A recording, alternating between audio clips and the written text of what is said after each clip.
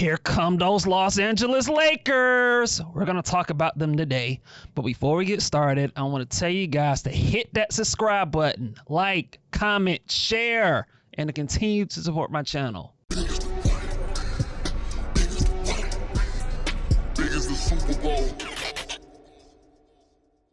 Here come those Los Angeles Lakers. They are coming, ladies and gentlemen. They are red hot. As of this recording, they are now 38-21. They are in second place in the Western Conference. And they're balling. They're playing outstanding basketball. You know, they've won 6 in a row. You know, like I said, they're 38-21. And I got to start with Redick. To me, if you want to look at the biggest reason why the Los Angeles Lakers have the record that they have and why they've climbed up to second in the Western Conference, it's because of Redick. Redick has unlocked these Los Angeles Lakers. He is doing a masterclass. An absolute masterclass of a coaching performance when it comes to these Lakers. I mean, it's incredible. It's incredible. It is incredible to me, the job that Redick has done with these Lakers. He should be flatly. Redick should be a Coach of the Year candidate. Now, do I think he'll ultimately win the award? Probably not, because you have Kenny Atkinson, what the job he's doing with the Cleveland Cavaliers, and you have JB Bickerstaff with the job that he's doing with the Detroit Pistons. But Redick should be in the top 3. He would be at minimum. He would be third on my Coach of the Year ballot if I had one, because he's done a fantastic job. Here's what I want to point out when it comes to the Los Angeles Lakers. Since December 6th. Which is now, we're nearly 3 months into this stretch. Since December 6th, the Los Angeles Lakers are 26-11. They have, over that stretch, the 4th best record in the NBA. They are 5th in net rating.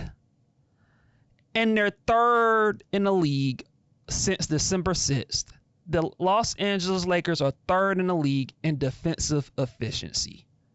Yes, the Los Angeles Lakers since December 6th are 3rd in the entire NBA in defensive efficiency.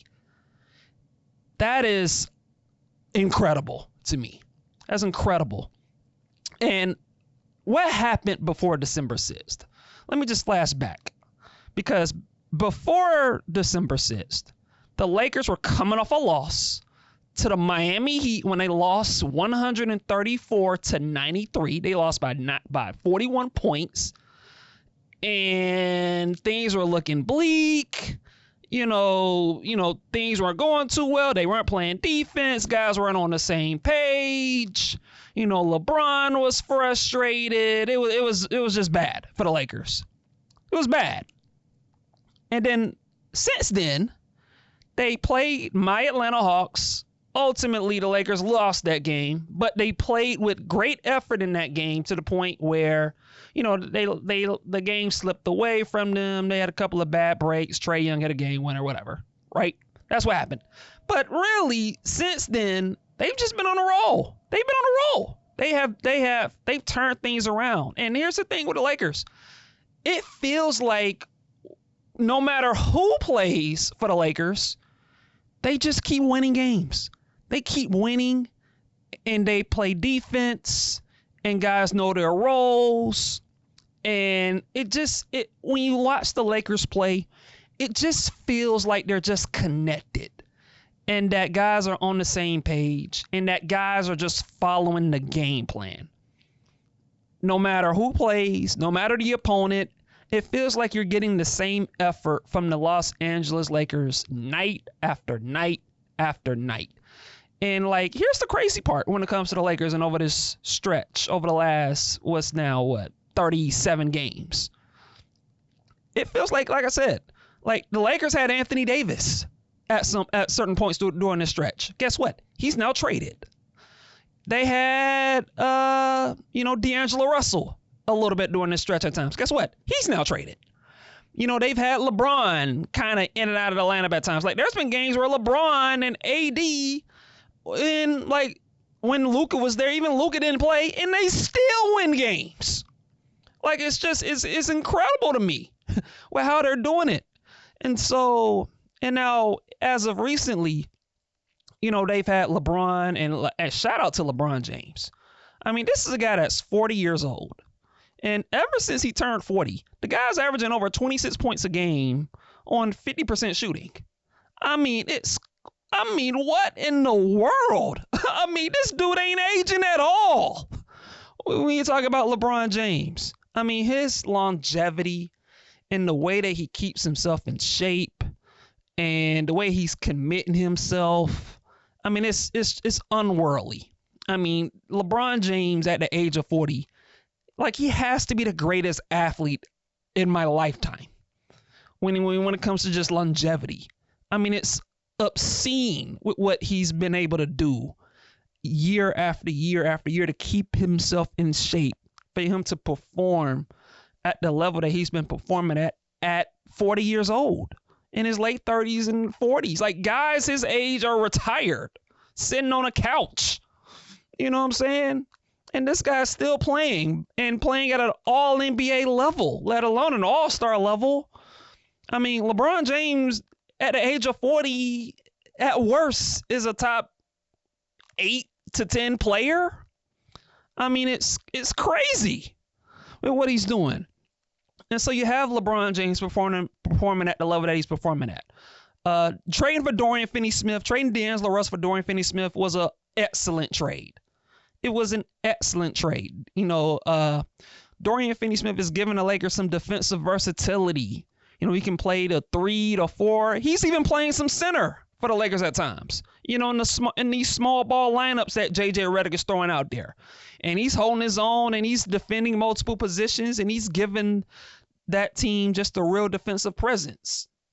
And so you're getting good play out of him. Gabe Vincent, he had a down year last year. This year, he's playing pretty well. He's playing well, defending and hitting threes.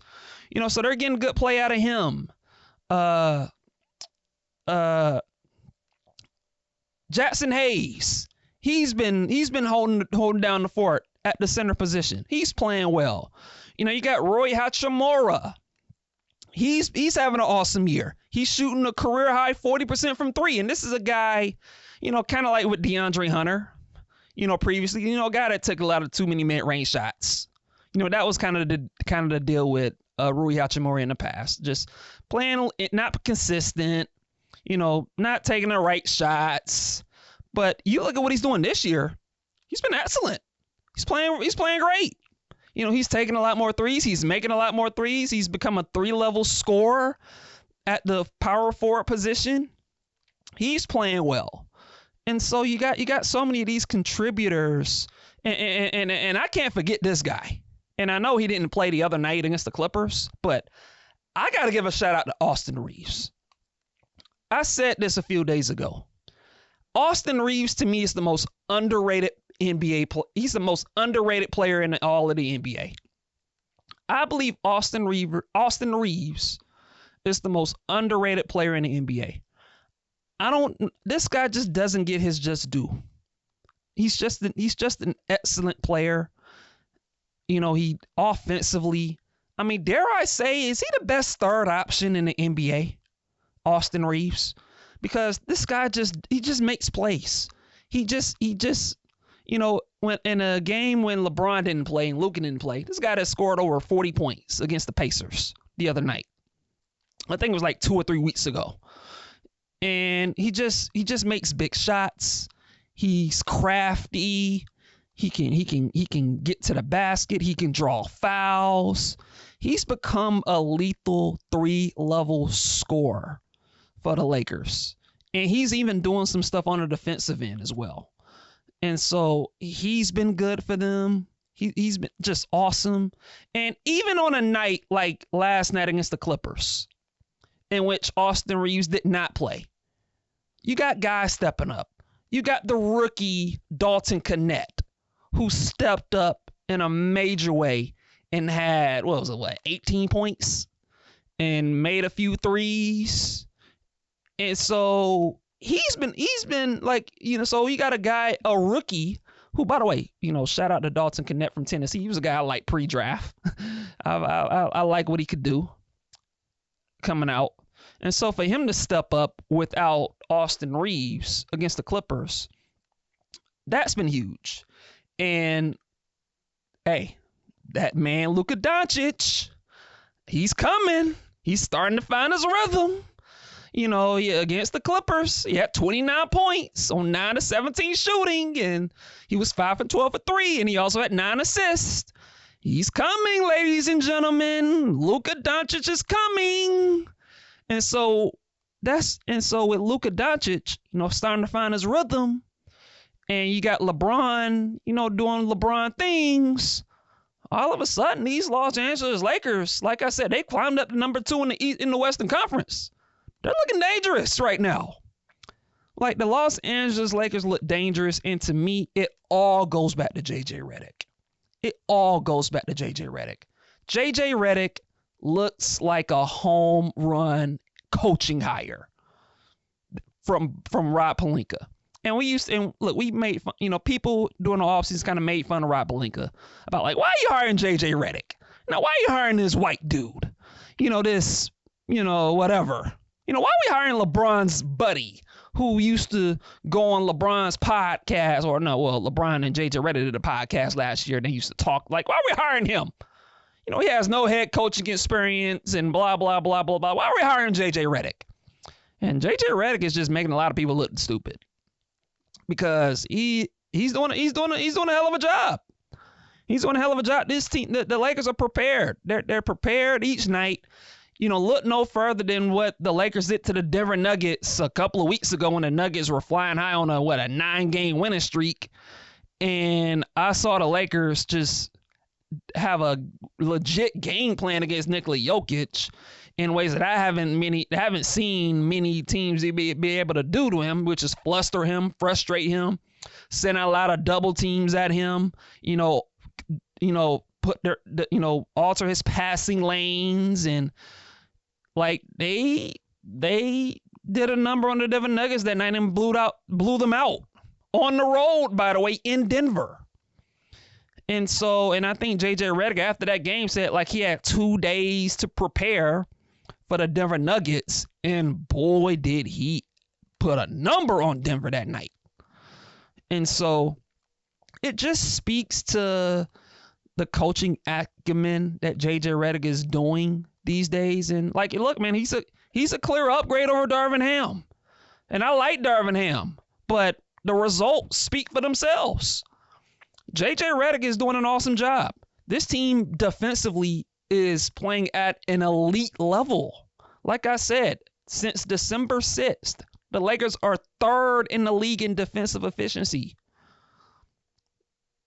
The only 2 teams that have been higher than the Lakers over that stretch is Boston and Oklahoma City. 2 of the teams that people consider to be the favorites to come out to get to the NBA Finals. And so that's what the Lakers are doing right now. And so like you gotta tip your cap to JJ Redick and what he's been able to do to turn this thing around and to get buy-in from everybody on their team. Everybody. Like I said, from LeBron to Luka to Austin Reeves to Dorian Finney-Smith, Gabe Vincent, Rui Hachimura, Dalton Connect, Jarred Vanderbilt. He's another guy. Got to give some credit to. He's doing his thing on the defensive end on the floor. And so you got to give credit to him. Like, it's just you got to give credit where credit is due, man. Like, JJ Redick, he has done an incredible job up to this point. If you would have told me 3 months ago that the Lakers would be second in the Western Conference with a 38-21 record after 59 games, I would have looked at you like you were crazy. Like, my expectations coming into the season was that the Lakers were going to be like a play-in team, you know, around like the 7 or 8 seed, 9 seed, you know. And here's the thing. Like, the Lakers have had some injuries at times, and it hasn't mattered. Like, no matter who plays, they still win. And that's because of J.J. Redick.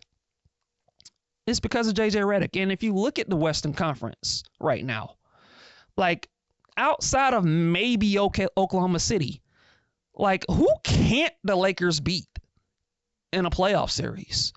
Like, you just look at the playoff matchups. You know, who can't the Lakers beat? Like, I would give them a chance against Denver at this point.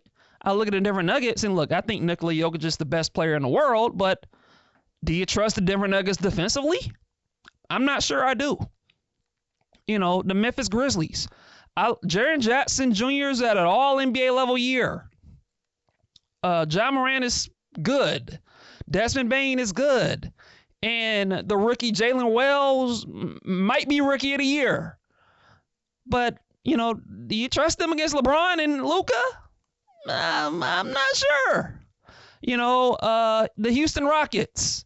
I think the Lakers will beat them in a series. No disrespect to Houston, but they're a young team, inexperienced team. And I have some concerns about their ability to score in the half court on offense. You know, and so, you know, I would, at this point, like, I would trust the Lakers against the Houston Rockets.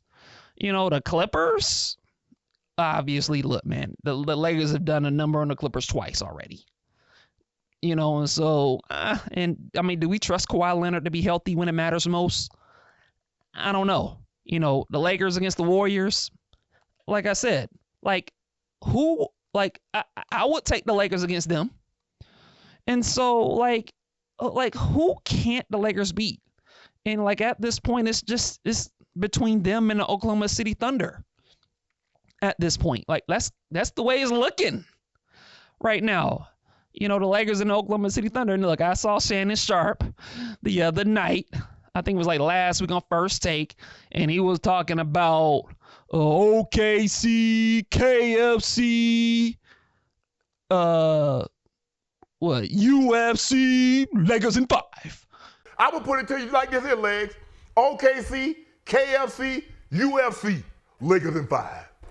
Now, I don't know about all that, Mr. Shannon Sharp. I don't know about all that. But, hey, man, I mean, when it comes to sports, anything can happen. And when you have LeBron James and Luka Doncic on your team, I mean, if Luka keeps playing like this and LeBron keeps holding up like this, and if the Los Angeles Lakers keep playing defense like this, I mean, you got to have to give them a shot in that series, in that potential series between Oklahoma City Thunder and the Lakers.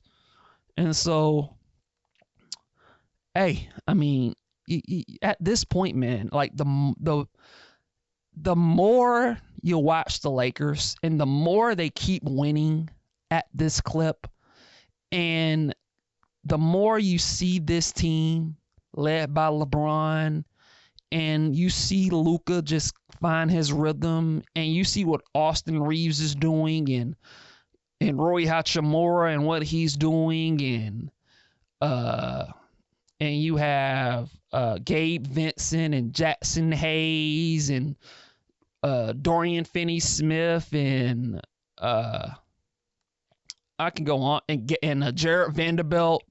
I mean, this team, the Lakers are looking like a squad, man. Like, they look like a legit team with everybody on the same page. Everybody's locked in. Everyone is playing both ends of the floor, and you have a budgeting coach in J.J. Redick, who is just coaching his butt off for this team.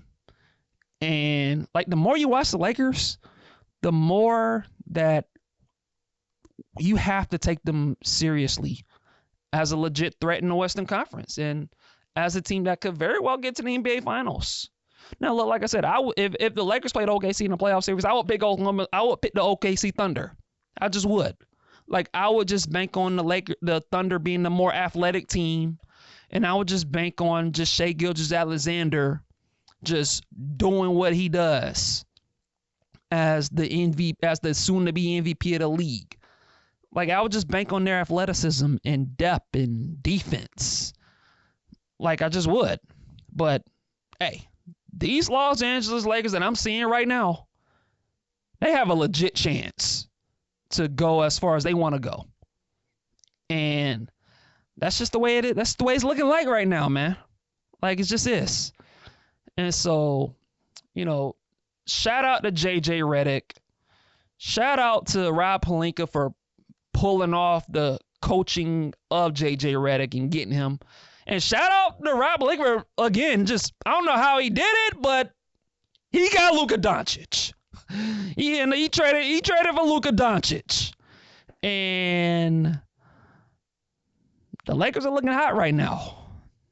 And I mean, what else is there to say? I mean, the Los Angeles Lakers at this moment of time, like, you got to take them serious as a legit threat as a legit title threat in the Western Conference.